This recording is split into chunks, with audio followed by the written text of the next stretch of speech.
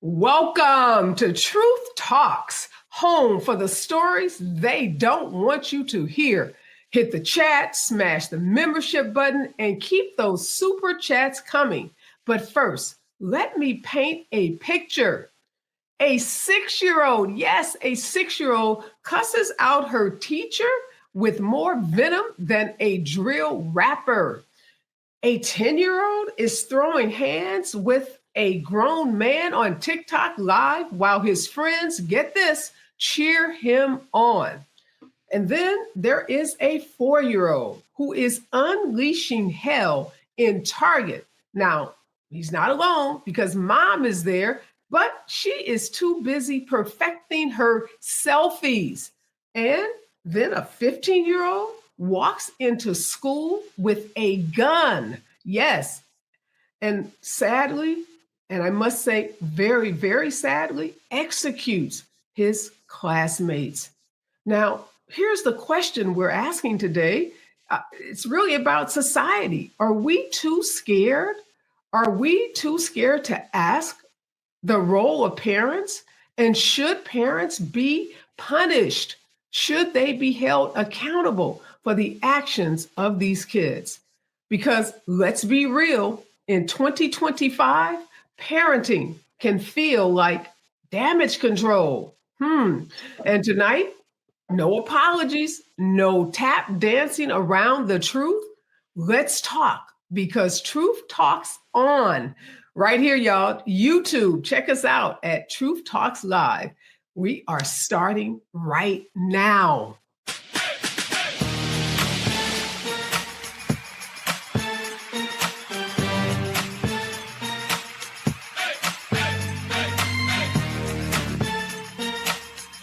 Are y'all ready to roll?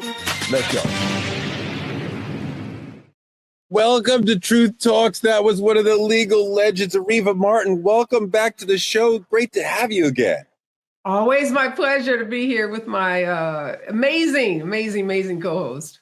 Well, some of them are amazing. Let's not get too far ahead of ourselves. Speaking of amazing, Frank Ski, the name in Atlanta DJing, the name in Atlanta radio. I was on his show once. Fantastic, brother. Welcome to the show. Thank you very much. I'm honored to be here. Come on, man. This is going to be great. I can't wait to talk my truth. Hell yeah. And Cheyenne Bryant. Please don't. You do not have to introduce me. I can introduce myself. What's up, Truth Avengers? It's your favorite doc, Dr. Cheyenne Bryant. I may do Toure a favor and allow him to actually make some points today. They won't be good points, but, I'll fall back and let him make some points, which means the show may not be as good, but you hear somebody in the background. That'll be Toure. That'll be Toure, Frank, Areva. That'll be them. But glad to be in good company with Frank and Areva. Yeah, we have soul playing over here. Jesus Christ. All right, we got a lot to get jealous already because I haven't been on Frank's radio show. Oh, we got to get that. We got to get that popping. Let's go. I'll help you out. But we got a lot to get into today. An amazing panel. Up first, trending truths. What's up, Truth fam? It's your girl, Cheyenne. And yes, season 2 of True Talks is here, and we are turning up even higher. Yo, it's your man, Toure, the newest co-host on the set, and I'm bringing heart, heat, and hard truth every night. And we are keeping it all the way fire. Ain't no filters, ain't no fluff, just straight facts. Y'all know how we do. So stop scrolling and pull up to our YouTube at Truth Talks-Live. Like, subscribe, and smash that bell. And after you do that, join us because we go live weeknights at 8 p.m. Eastern on all the coasts. Wherever you are, from culture to controversy, we say what everyone else is scared to say. We talk truth. Season 2 of Truth Talks. Let's go. Because this time, we ain't asking. We're taking the mic. All right, let's get into trending truth. Gucci Mane's wife, Keyshia says, Gooch doesn't have to do anything but shower and make music because she wants to take care of everything else for her husband. Take a look. Only thing Gucci got to do is shower. He don't got to do nothing else. I do everything for that man, but not because I have to do it. I want to. I enjoy taking care of him. I enjoy him just being happy and going to the studio and doing music. I don't want him to worry about the bills worry about what he got to eat, worry about nothing. That man, all he got to do is bathe child and go do his shows and go to the studio. That is it. The wife takes care of everything else, and I love doing it. And if I don't do it, I would be miserable. Why do you think you'd be miserable? Because I want to take care of my man. I don't want nobody else to do it. I want you to pay so-and-so to do this. A chef, I cook for him. I buy his clothes. I do everything. Yes. I invest. I do great investments. The thing is, when you have a man, you want that man to need you, not want you. And Gucci needs me. He can't function without me, and that's what you want in a relationship. As Lil Wayne says, shout out my nigga Gucci. Kaor and Gucci have been together since 2010. When he got incarcerated, she took $2 million that he gave her. She turned it into $6 million through her businesses, cosmetics, fitness. And when he got released, she gave it back to him. And then they got married in 2017. But while he's away, she's holding him down. She's being loyal. She's taking care of the family and raising his bank account, raising their bank account. That's why you get married, because she's a super keeper. Doc, is this submission or is this strength? I think it's both. Listen, this man gave her $2 million that set her and those kids up for life. When a man does something of that magnitude, I think that he deserves everything Keyshia, Kior said and more. And I agree with her when she says, hey, look, if I didn't do it, I'd be miserable. I mean, some women, that is the way that they show love. And I for me, I think submission is a strength. And I think it is a love language for many women. I 100% agree with Keyshia. I love them as a couple. I love their story. Love that Gucci set her up and did the providing in the provision thing. And then he got out of prison and, hey, he had a whole, red carpet laid out for him, as he should. Frank, she's running businesses. Your wife's a doctor. So you're probably not getting the same level of taking care of everything. But right. What do you think about this setup? I think the one thing that Cheyenne said that's important is that he deserves. Why is it all of a sudden a man has to do something like that to get what he's supposed to get because he's the husband?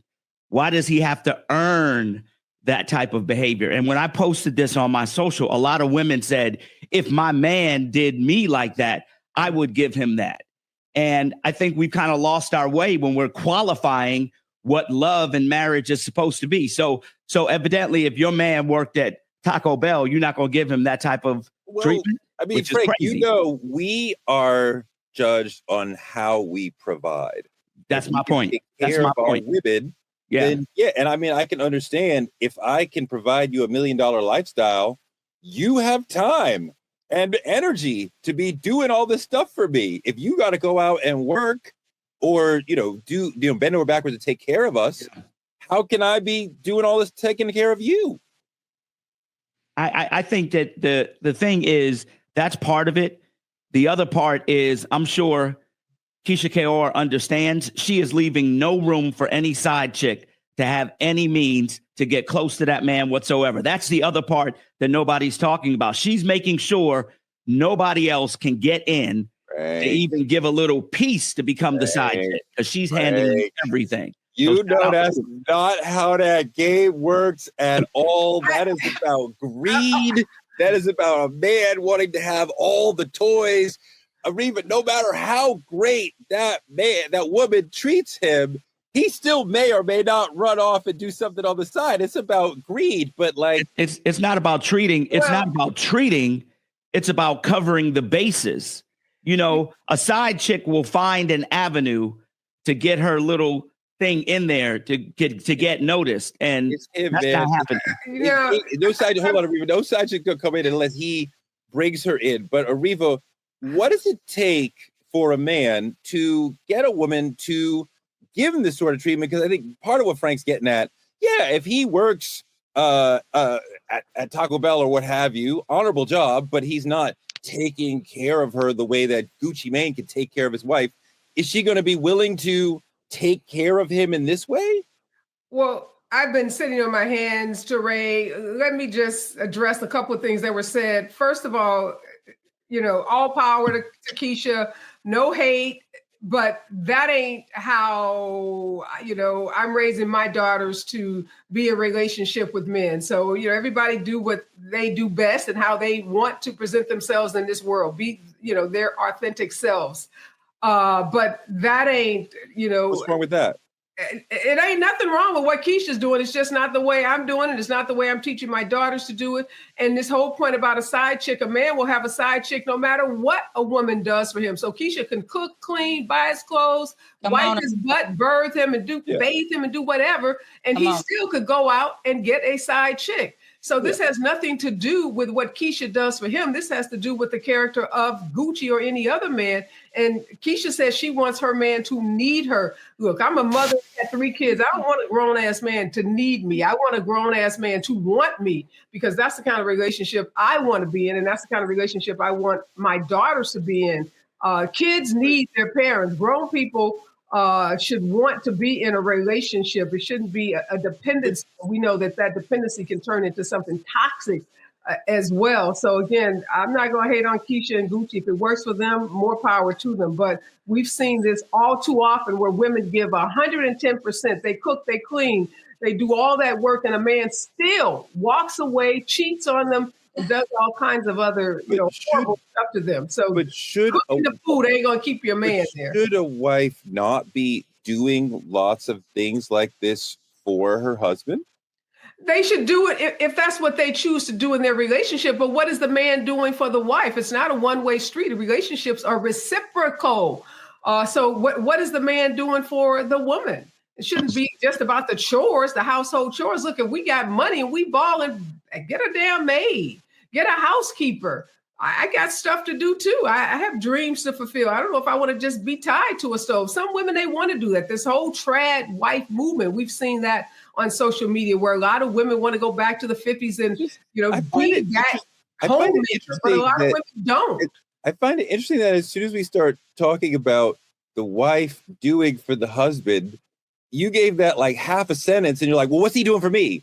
Like, clearly she's getting whatever she wants from the situation. And I don't want a trad wife, right? I don't know that that's fulfilling for a lot of women, but I think giving back to the husband and giving him things and acts of service for him, that's very valuable and interesting. I don't know why you're like, I trained my daughters to not do that. Like, why would you not? But why could that not be part of how the marital relationship is? If that's the marital relationship that you choose to be in, and not all women choose to be in that relationship. So why are you giving short shrift to the way that I train or I, raise my kids? Well, Keyshia's mom, or maybe the women around her taught her to be that, to show her love in the way that she does. I'm not hating on that, but you can't hate on the way I'm teaching my daughters. But what are you teaching your kids?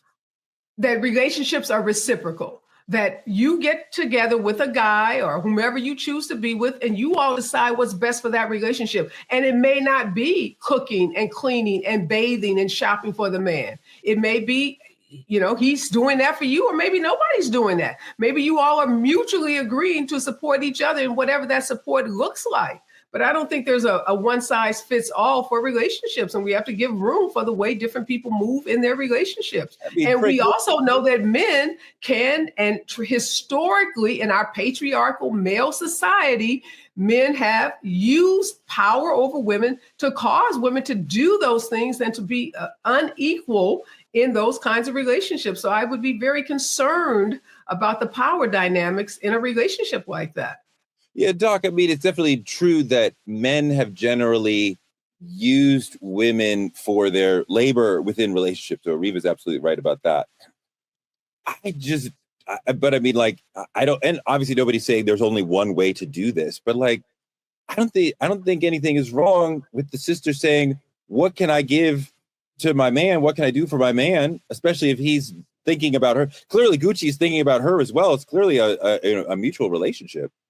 Yeah, first of all, I think Frank's statement is bullshit, that she is playing this role, and this role is supposed to keep a man from cheating. A man cheats because he wants to. Said. And a man is kept because he wants to be there. Women don't keep a man, first of all. Second of all, there is nothing wrong with what she's doing.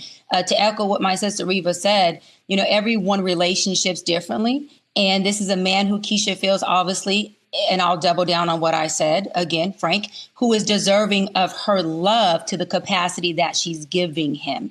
And I think if it works for them, she should run that play. And I want to say, Toure, to answer your question, if a man was working at Taco Bell, McDonald's, or a plumber, if that woman chooses that man, then I do believe that woman should also treat that man as a husband. I don't think the way a man is treated should be predicated off of how much money he brings in the home. If you choose him, then you should be able to treat that man as a valuable husband, and no different than any man you would treat if they were making more money than a man who's making McDonald's or Taco Bell money.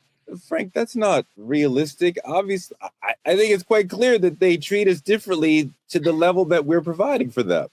Let me just say this. My point about the cheating wasn't about doing that. My point is Keyshia is setting an example. She's marking her territory, setting an example so that an outside woman won't try it, because you can't keep up with that. Just like Doc was saying, nobody's going to keep up with that type of action. But I do want to go back to the point of saying, we've mentioned that it's reciprocal. Many of us have been through relationships and understand that that's not the real way relationships work. Sometimes I got to be 99% and I don't get shit back, and then sometimes my wife got to be 99% and she ain't getting shit back. So reciprocal is not in a marriage. A marriage is I do what is supposed to be done for my family, regardless of what my wife does, because biblically it's my job to do it. I don't have to do it because of anything else. The fact that I love her and I want to shower her and I want to do that for her, and she has to do the same for me. The problem is people go through divorce, and right when they're in counseling, they'll say, I did this, I did that. And the other person's like, that ain't my love language, so it don't matter.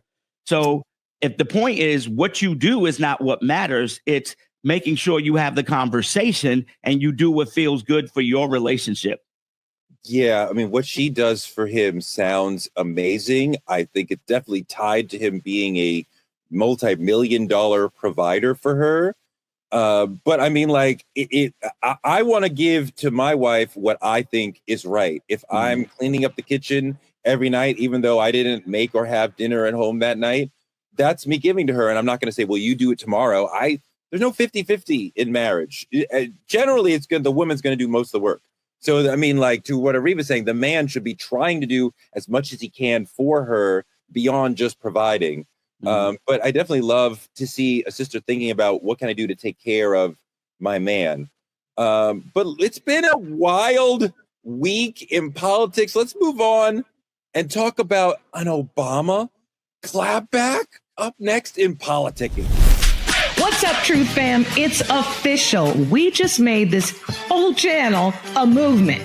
Truth Talks YouTube memberships are live with 3 exclusive tiers. Now, for the realists, Tier 1 is for our truth tellers, the frontline team, the day one, spreading the truth, repping the brand, making noise in the comments. You can even get early access to our viral videos. Now, Tier 2 is what we call our receipt holders. They keep the proof, get the bonus tea, and never miss a lie. You get all the Tier 1 perks, a live shout out from me on the show, plus a discount on all of your truth gear in the Truth Talk store. Then there's Tier 3, our Truth Keepers VIP, the elite squad, with all the perks, a direct line to host meet and greets, private video shout outs from our celebrity guests to post on social, and exclusive unfiltered tea.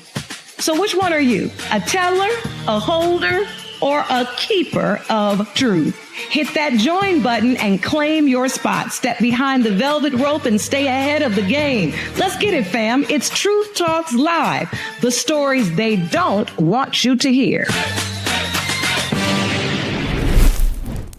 In a rare move, President Obama clapped back after Trumpy accused him of treason in a hate-filled lunatic rant. Take a look. Obama's spokesperson responded in part. And I quote, "Out of respect for the office of the presidency, our office does not normally dignify the constant nonsense and misinformation flowing out of this White House with a response. But these claims are outrageous enough to merit one. These bizarre allegations are ridiculous and a weak attempt at distraction."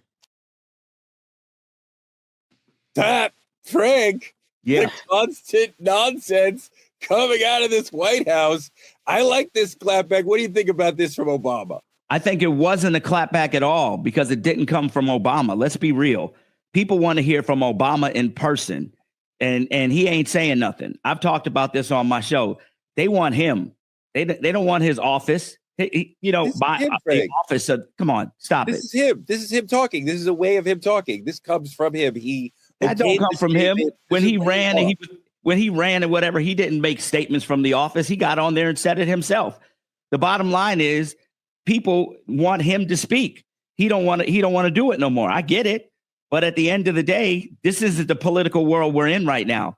Sending memos from an office or a statement from an office is not the political world we live in, when the president has his own social media site where he gets on there every day, several times a day, and says what he wants to say. That's what people expect now. This, that's come on now, Obama.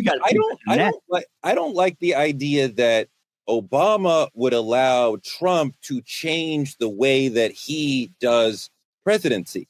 He is dignified. He understands the way that this game is supposed to be played. This is the way that Obama responds to an attack on Obama. This is not Obama talking about Trump is leading us in a dictatorship, that Trump is leading us off the edge. This is him defending himself, and he's doing it in a dignified way that a president is supposed to do it.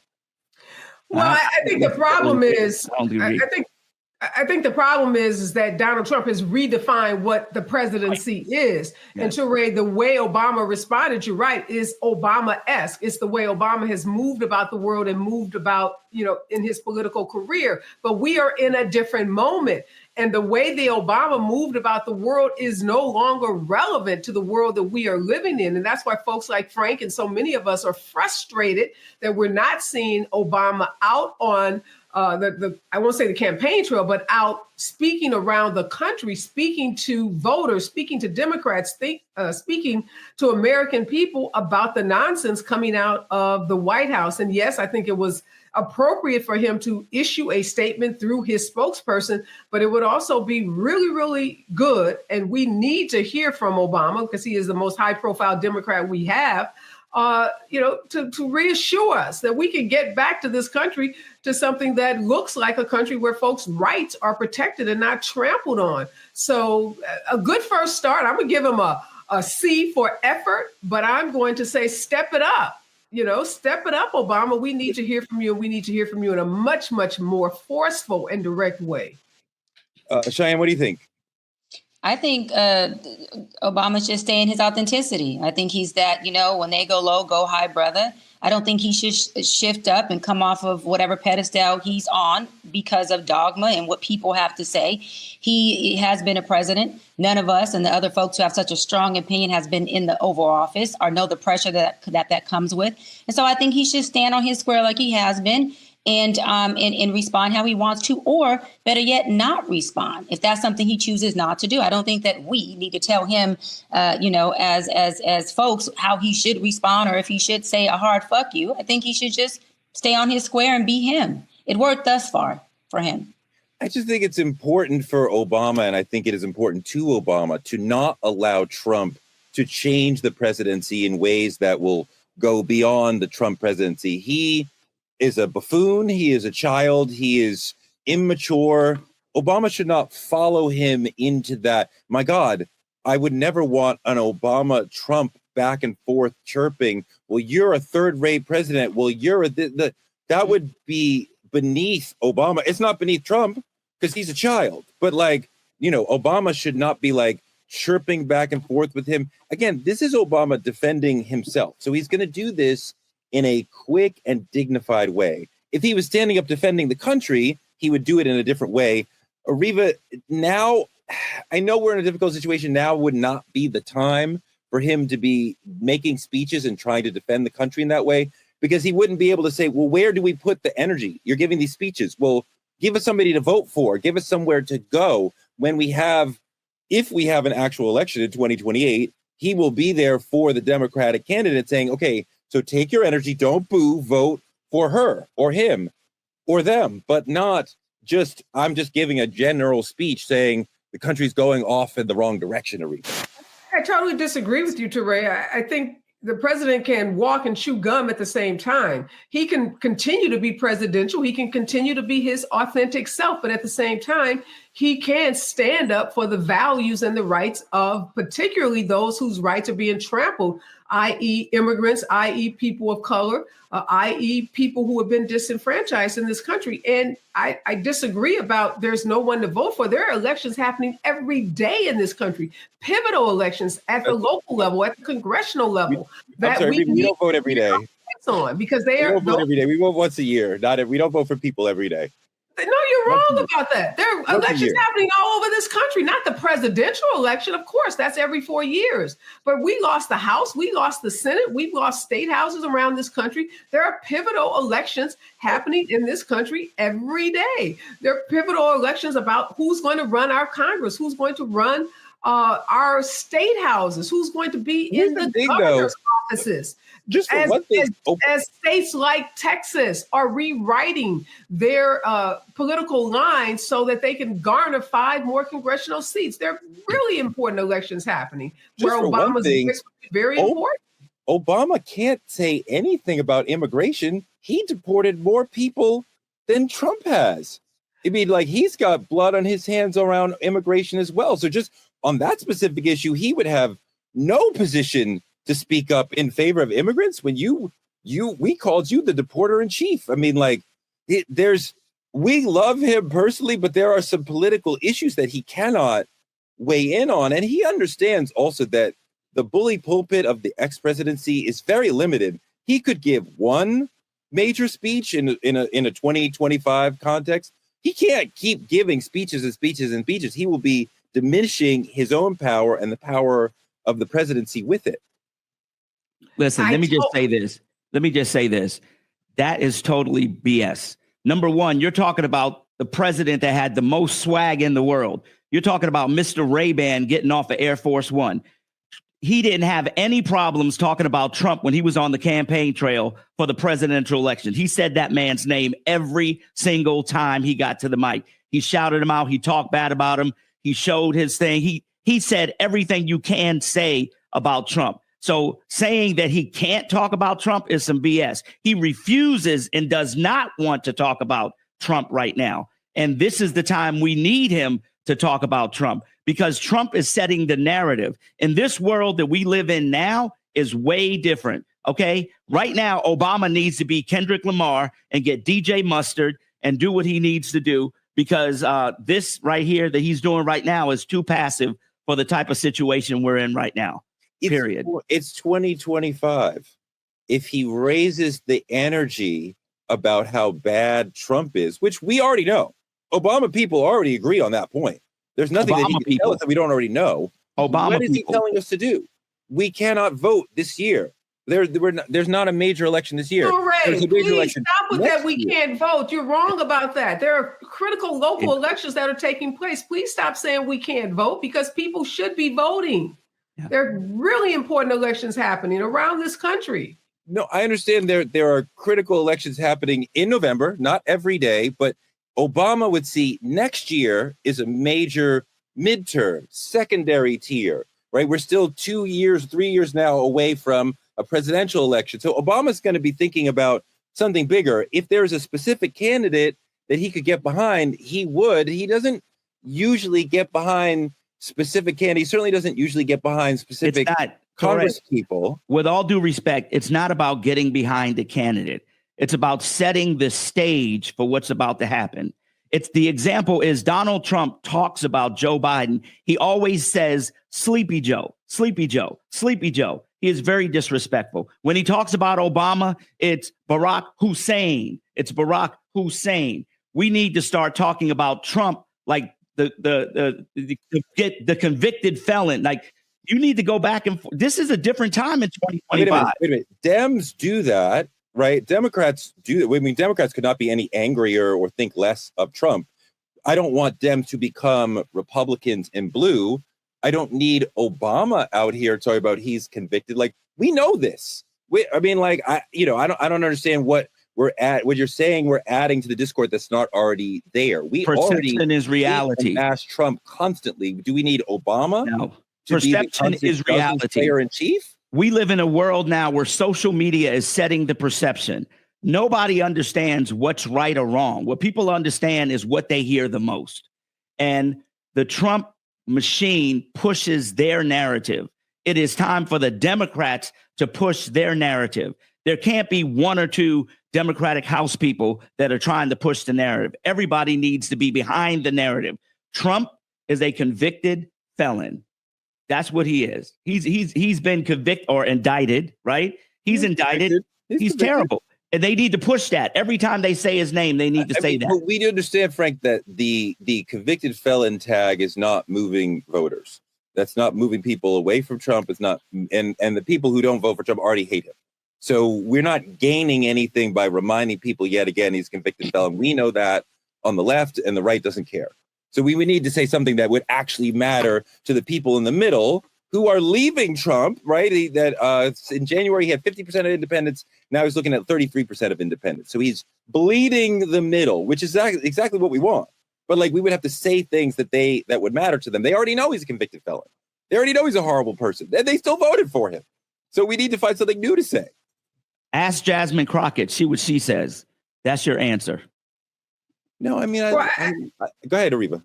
Yeah, Toure, I'm just sitting here baffled by your sense that there's nothing to say, or even that saying that he's a convicted felon somehow is not moving the needle. We know this concept of moving the needle is not any single comment that any Democrat can make. It's the collective comments that we are all making, all of us using our platforms. We all have an obligation to remind voters about how horrible this president is, about how he is bleeding the middle class, about how he is kicking millions of people off their Medicaid benefits, about how he is going into schools and to public parks and arresting people who are here who are undocumented, not the violent criminals that he promised us that he would arrest and that he would deport. Yeah. And so this notion that we shouldn't say that he's a convicted felon is ridiculous. We should say that and say it every time we have an opportunity to. Now, it doesn't mean we say that exclusively. We should also be talking about his horrible policies and the lies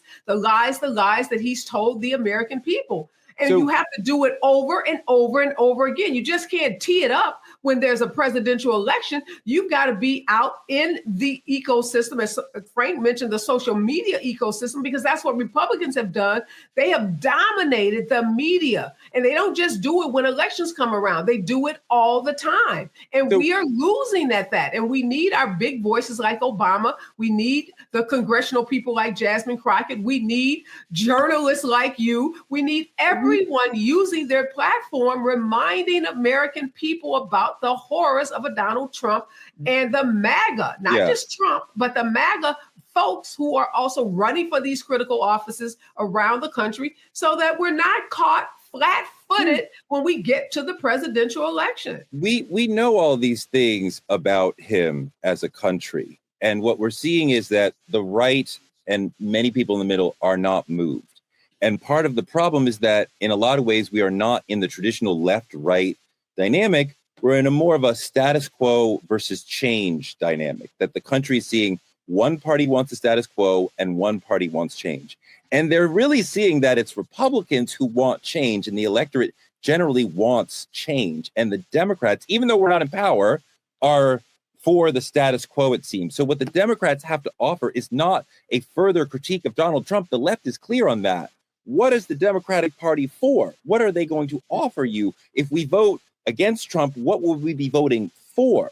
And it can't just be a repudiation of Trumpism. It has to be a thing. So even if Obama came out and criticized Trump, what would that do to build the next vision of Democratic leadership, or the next person who would be the Democratic leader? And if the Democrats can't say, this is what we're about, then what are we really even talking about? Go ahead, Doc. Listen, everyone already knows that Trump is a felon. Everyone already knows that Trump is a Trumpster, and they already know his rhetoric. rerunning that narrative over and over and over again via social media and all media platforms does nothing. He got in office with folks knowing that he was a felon. So that's just doing that whole redundancy that Democrats do that doesn't work because they just need something to do. We have bigger fish to fry called policy and legislation that we need to focus on, that we need to create an author that does serve us and does affect us and does impact us. That's how we lost the Congress, Senate, and the Supreme Court, is because we're focusing on trying to figure out why. Let's ride Obama's back on how he can have a response that can over Trump's foolishness and join this circus. How about let's pull back the circus, let's pull back the bullshit and focus on the things that are going to serve us. Again, that's policy and legislation. That's not two grown men in office having an argument that doesn't help or benefit the people whatsoever, which really isn't leadership. Leaders need to be leading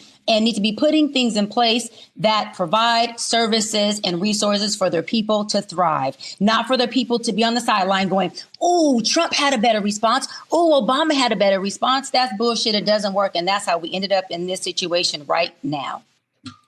Yeah, I mean, I think that Obama is definitely part of why we are here, that when Democrats said we want a progressive like Bernie Sanders, Obama was part of the group that put his finger on the scale and said, no, we're going to have Joe Biden. He's moderate. He can win.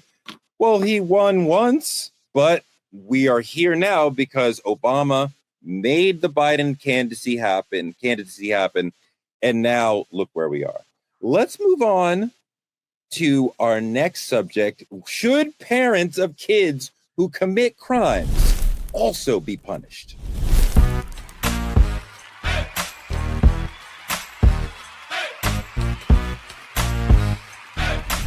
You all know Dr. Bryant and I have strong opposing opinions on corporal punishment. I'm right, she's wrong. Tonight's topic cuts deep into parenting styles, culture, community, accountability, and systemic failure. Should parents be blamed for their children's criminal behavior? Take a look at this video.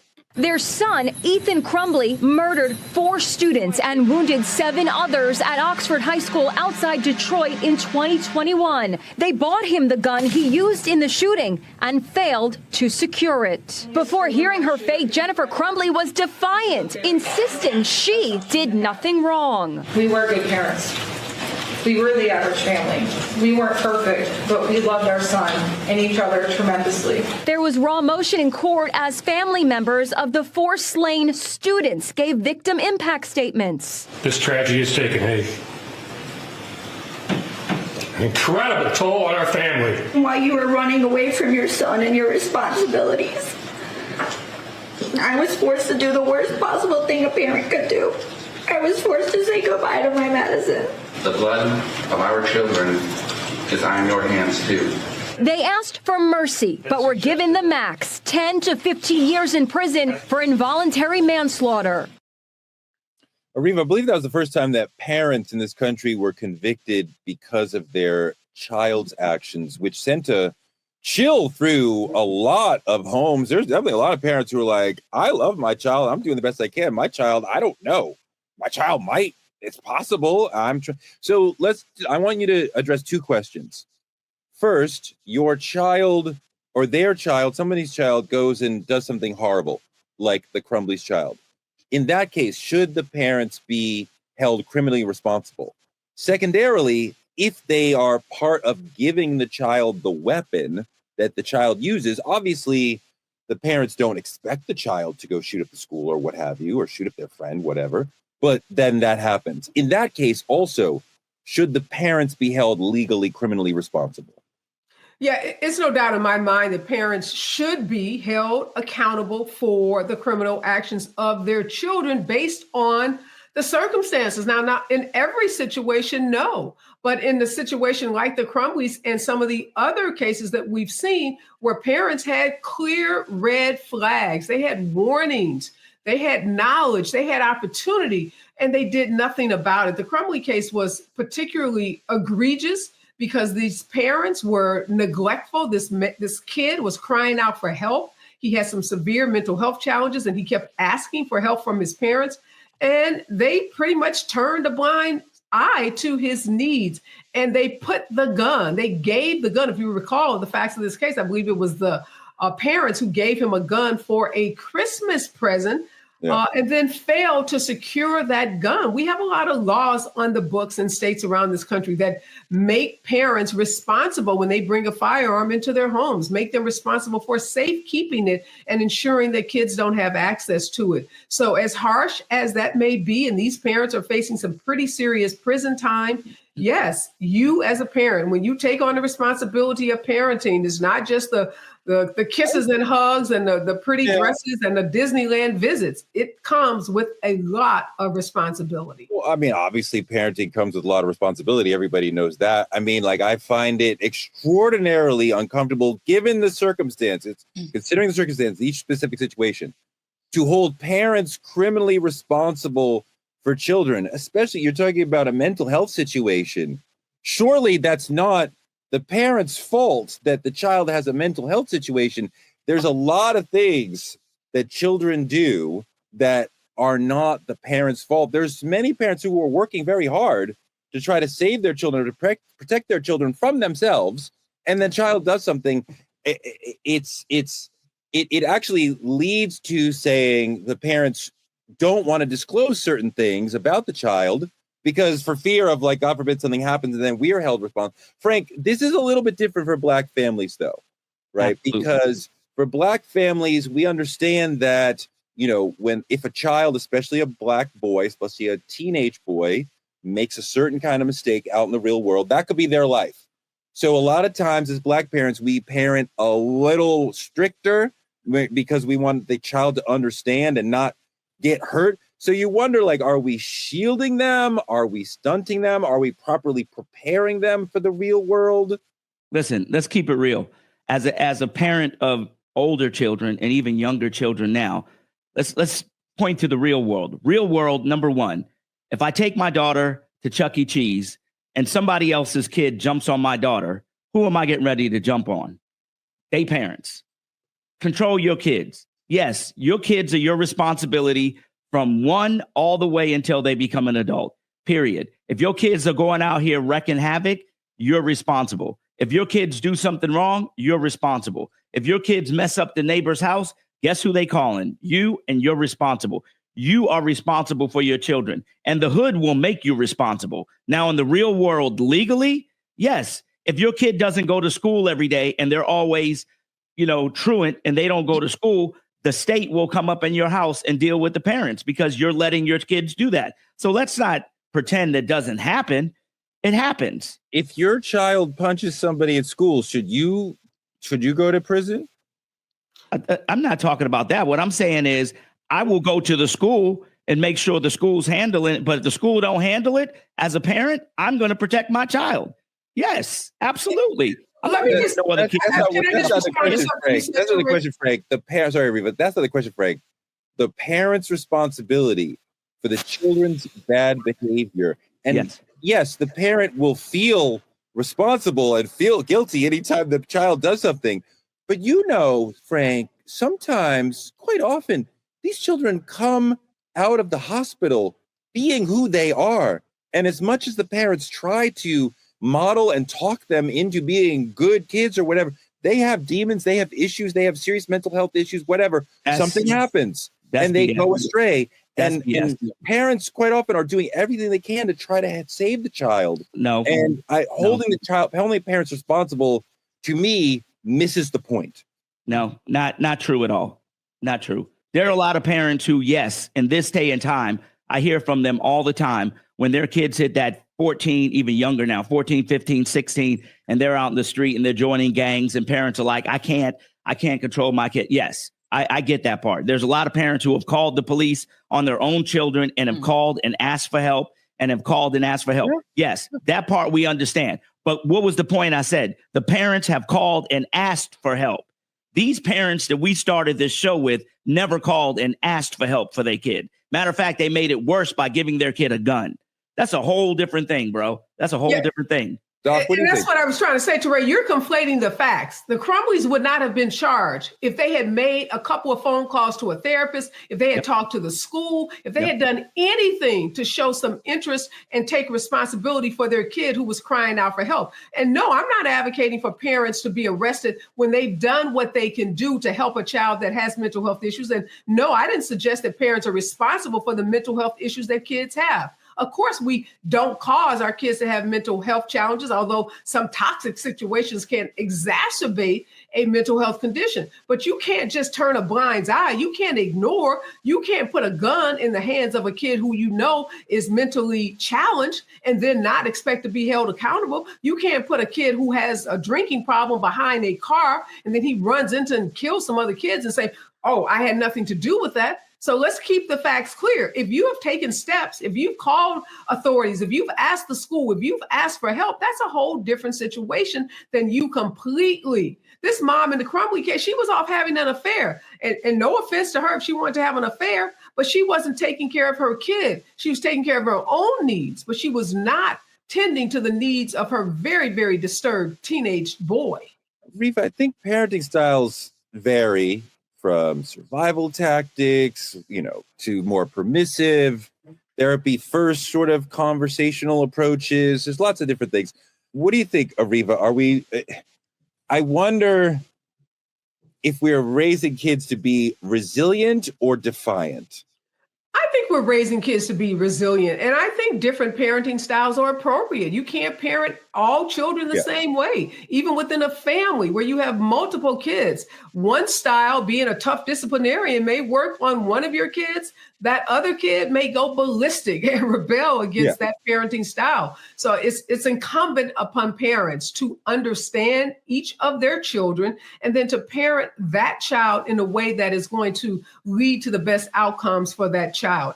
Look, we grew up in an age where you were to be seen and not heard. Kids couldn't ask questions. They couldn't have opinions. They couldn't say anything. Just sit your butt in the corner and shut up, particularly when adults were speaking. And now, as Maya Angelou told us, when you know better, you do better. Now we know that kids have opinions and that kids should be heard and that kids should be allowed to participate in family discussions and even be involved in discussions around them and how they are raised and how they are disciplined in a family. So I don't think we're teaching our kids to be defiant.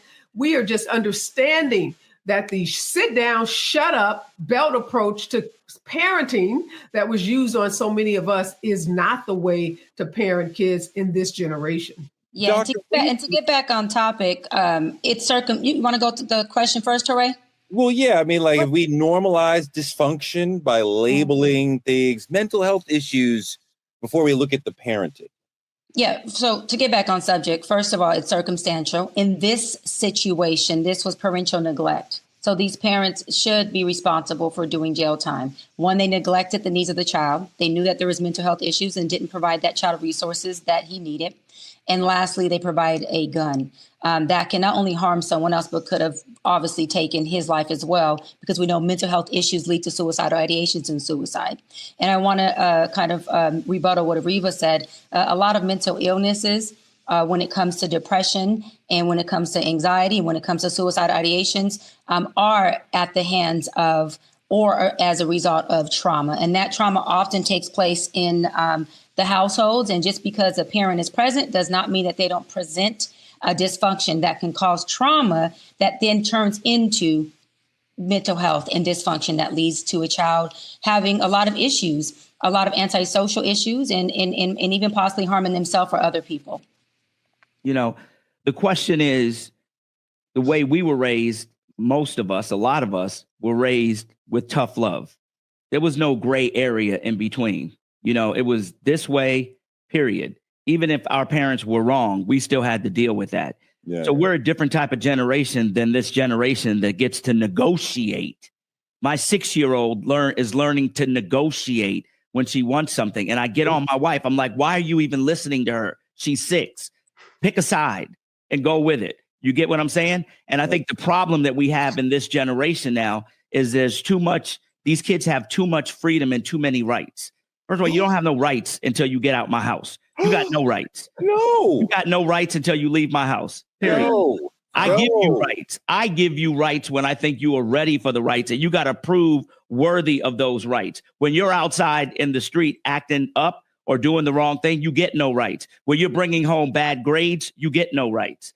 You get what I'm saying? When you're not doing what our standard is, you get no rights. And that's where we've messed up. We've given these kids too much too soon and too fast. First of all, I don't think a kid under 18, this is just me in my house, I don't think a kid under 18 should have a gun, period, or even access to it. For sure. We're in a different culture around gun culture, both of us. I'm not talking about hunting. I'm talking about a handgun. Like, if you go out hunting with your father, I get it, and your father keeps it. But they gave this kid a handgun. When did he earn the right in his own house to have a handgun? I understand the value of saying, hey, you're not getting good grades, whatever's happening outside, fine.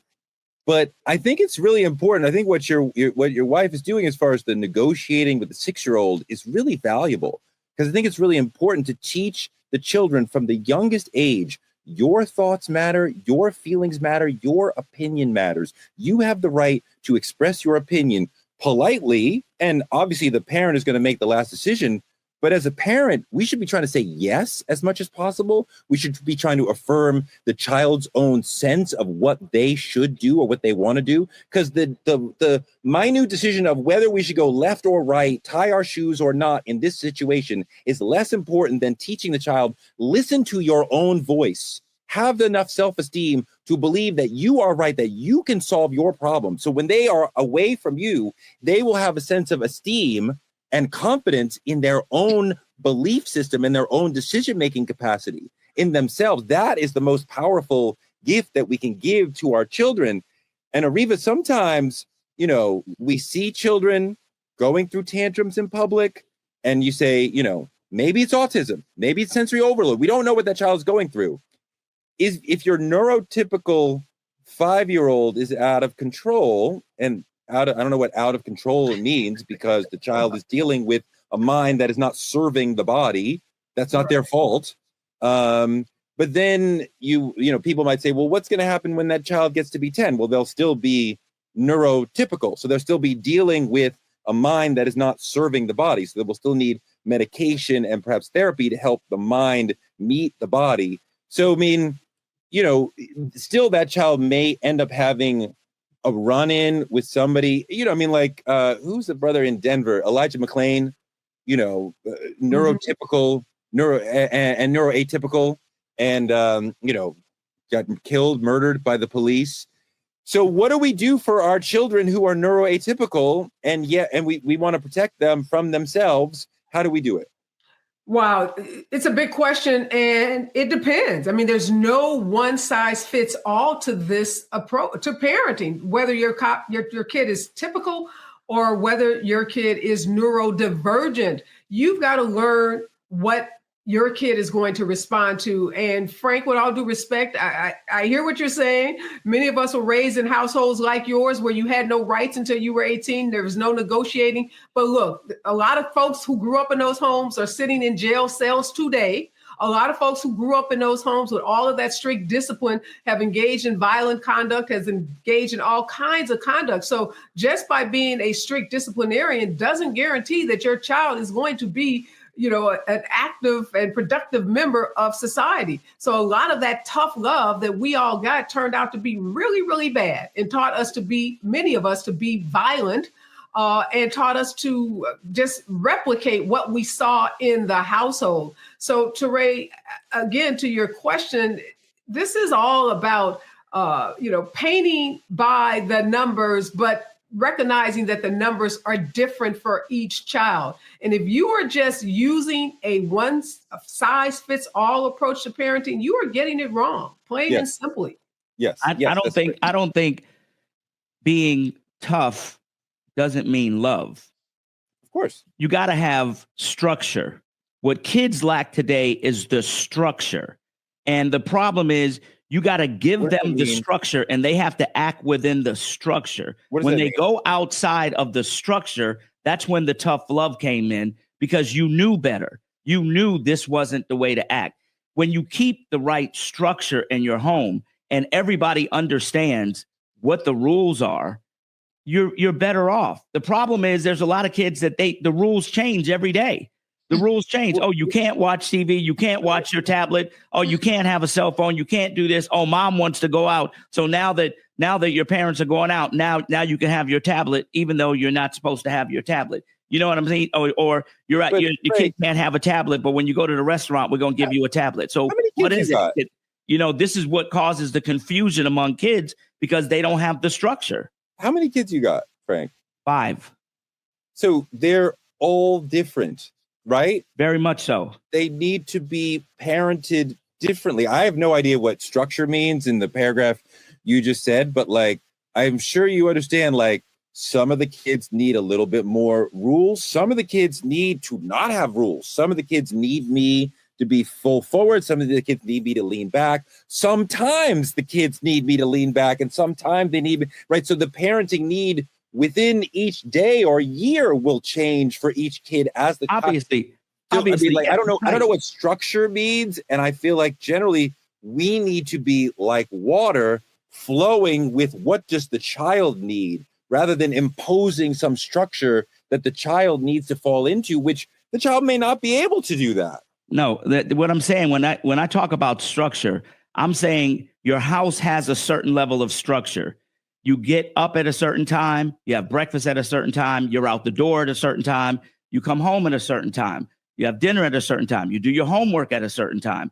You have this space between this space and this space is your free time. This is, you got your free time. What happens is when a child has no structure and they're just left on their own, that's when you have problems come in, and every child can benefit from that. I don't know any situation where a child has no rules. What you just said, I have no idea, but every child has rules. There's some child that have different rules, but every child needs to have a set of rules. Even children that have certain mental disabilities, as a parent, you know better than to put that child in a certain situation that they can't deal with. You get what I'm saying? I'm not going to put my child that has issues in a situation that I know doesn't benefit him and he can't deal with it just because it's a situation for another child. That's all. Areva, I want to think about the parenting responsibility when somebody goes astray. And I think that generally we create laws for a reason. And I generally think most parents are doing the best job that they can possibly do at any given time, right? I think most parents are not bad or neglectful parents. And raising 2 children and getting to know a lot of, I don't know that I met a lot of, there are people who are doing it differently than I do, but I don't think there's anybody like, you're a bad parent. You just don't. So if we were to criminalize parents' behavior as far as like, if your child does X, then the parent has this penalty coming, do you think that would, adding that layer of responsibility legally, do you think that would make people parent better? Do you think that would make people parent differently? Do you really think that parents would be saying, well, we can't do that because we would end up in jail, as if parents aren't already thinking, if my child ends up in jail, I am the worst parent ever?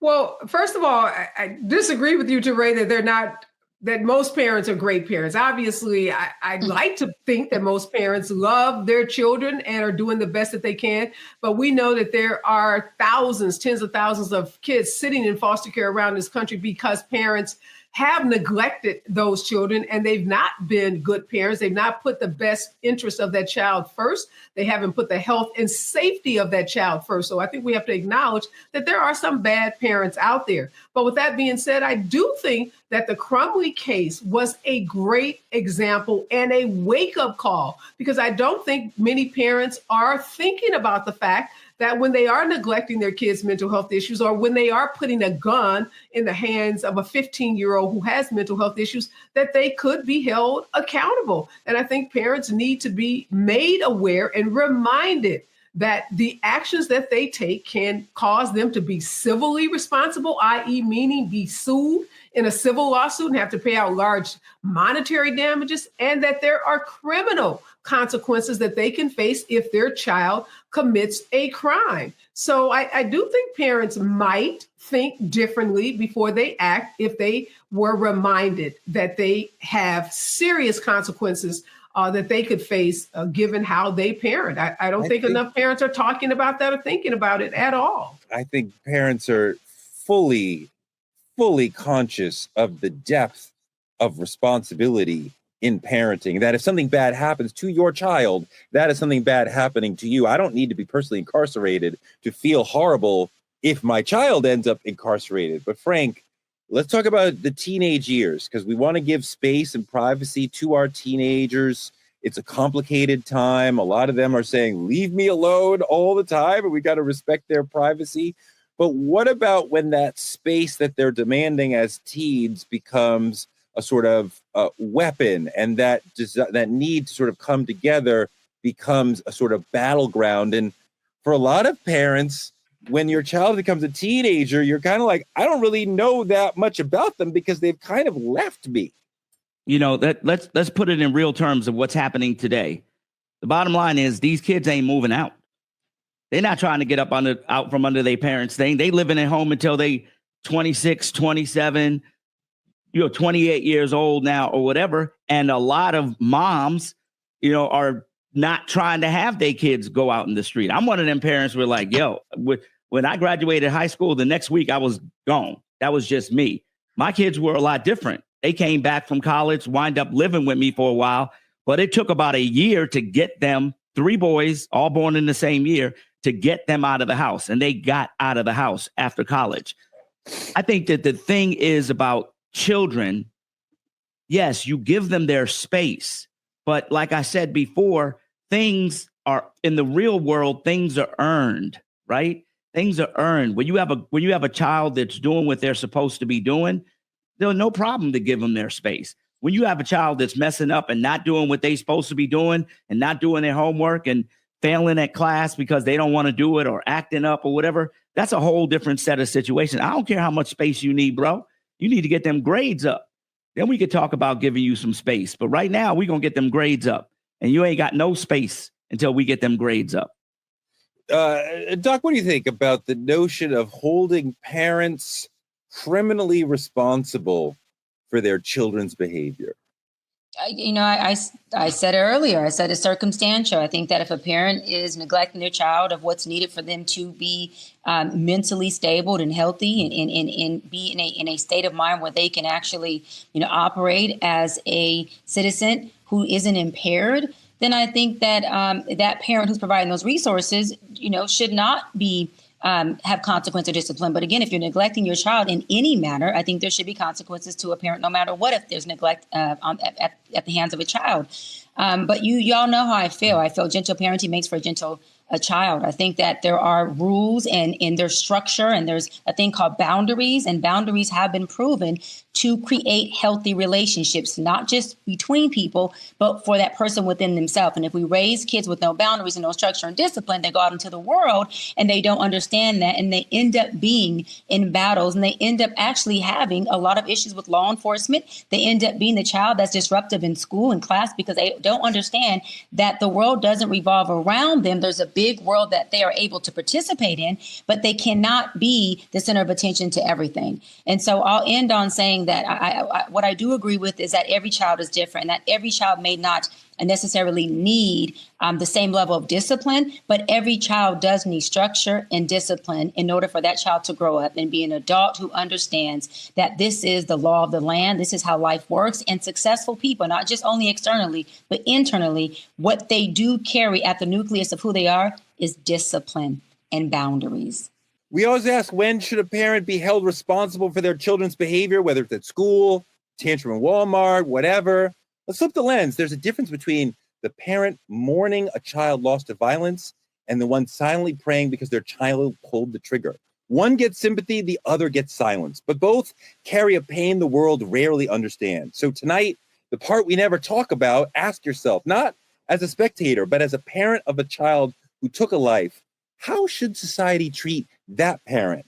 Should the law hold them accountable or let them live with the weight in silence? Would you deserve compassion or a conviction or a bunch of I told you so's? It's a tough one, but that's what we do on Truth Talks. Hit us in the comments and let us know how you feel. That's all we have for tonight. Thank you for Bring the Funk family for welcoming the Truth Tellers to the channel. This is our last week on Roland Martin Unfiltered. To continue to see the show and support Black media, subscribe to our YouTube channel at TruthTalks-Live, where you can catch us every night at 8 p.m. EST and at 11 p.m. EST. Support Black media at CashApp's Truth Talks Live or on any of the links on your screen. Get your Truth Talks membership today. Click here on the screen and you can choose from 3 different exciting tiers. Black media is under attack and this show is being shadow banned. So support us by telling a friend to tell a friend to check us out every night at 8 p.m. See you next time on our channel. Good night, y'all.